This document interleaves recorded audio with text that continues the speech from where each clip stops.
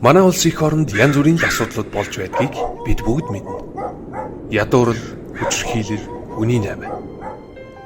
Болдгсон бол энэ бүхэнд бид их бага хэмжээгээр мэдээж туслахсан гэж боддог. Гэвч бид хэн нэгэн хүнд хандив өгөөд эсвэл ганцхан удаа тусалснаар энэ бүгдийг шийдэж чадахгүй гэдгийг мэдж байгаа. Энэ бүх асуудалд зөвхөн төр засгаа буруутгасаар юу ч хийхгүй суусаар л байдаг. Гэхдээ энд нэгэн гайхалтай түүхийг ярьж өгье. 2012 оны өвөл жирийн нэгэн залуус өвлийн өвөө болж цасан өгтөнд дагуулсаар ууд дүүрэн бэлгэн бариад хотын захад амьдрах хүнд нөхцөлд амьдарч буй хүүхдүүдийг баярлуулах зорилгоор замд гарснаар энэ бүхэн эхлэв. Зүгээр л бэлэг өгөх гэж очисон ч нөхцөл байдал тэдний төсөөлснөөс ч аимшигтай сэтгэл өвдгөн дүр зургуудаар өгтөв. Хүүхдүүд идэх хоолгүй, үлэн зэлмэн, өмсөх хувцасгүй даарч, ээж аав нь архитан согдурч тэднийг хайхралгүй орхижээ. Иргэний бүртгэлгүй учраас нийгмийн халамжийг хүртдэггүй төр засгийн хувьд мартагдсан эдгээр хүмүүс.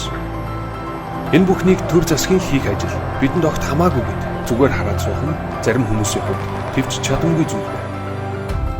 Ингээд тэд зүгээр сүсв. Өвлийн өвгөн цасан хогт 2015-2016 онд дахин явж судалгаа, тоо, баримт цуглууллаа. Учир нь энэ бүх ажил ганц 2 удаагийн бэлэг өгөөд шийдэгдэх асуудал биш байлаа. Хүчрхийлд өртсөн хүмүүс тэр орчинд байсан. Энэ хооронд тус байгууллага хүүхдийн хүчрхийллийн олон кейсд очирч, олон бэрхшээлтэд тулгарч, тэдгээртэй тэмцэх явцдаа гарц шийдлийг хайсаар байна.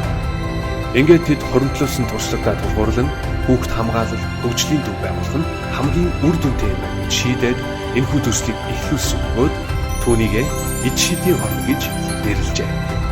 Тэд эд шидийн орноо дотроо төсөөлөн, мөрөөдсөөр хандив босгох ажлыг хийж эхлэв. Анхандаа бүжгийн методтой төсөв гарч байлаа. Америк, Канада, Солонгос, Япон, Англи, Швед, Швейцар гэх олон оронд амьдарч суугаа монголчууд болон эх орондоо байгаа монголчуудаас нийт 531 сая төгрөгийг бэлэн мөнгө цуглуулж мөн 669 сая төгрөгийн эд материалын хандив цуглуулж чадлаа.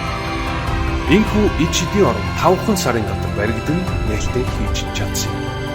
Энэ бүх бүтээн байгуулалтад 50 орчим сайн дурын ажилтан шаргуу ажиллаж 1500 орчим хүн барилгын ажилд халуун сэтгэлээр тусалж 12,000 гаруй сайн санаад сайхан сэтгэлтэй хүмүүсийн хандив тоосго бүрт нэг нэгээр шингэж боссон юм.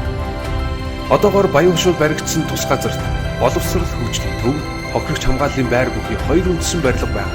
Улсын хамгаалалт байрнаас даруй 2 дахин их багтаамжтай.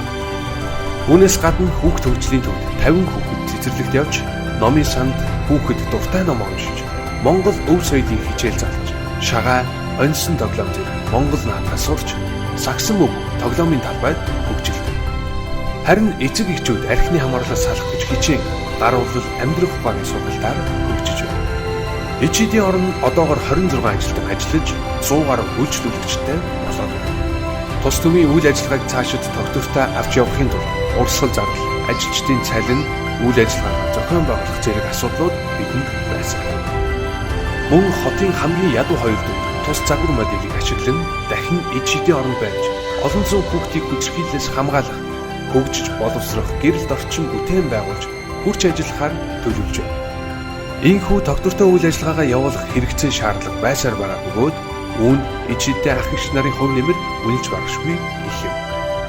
Эх орноос хол ажиллаж амьдарч байгаа танд Монгол орны хөгжил тэр тусмаа Монголын ирээдүйн хүүхдүүдийн хөгжил хамгаалалд бодиттой үн цэнтэй хувь нэмэр оруулахыг уриалж хүсэж байна.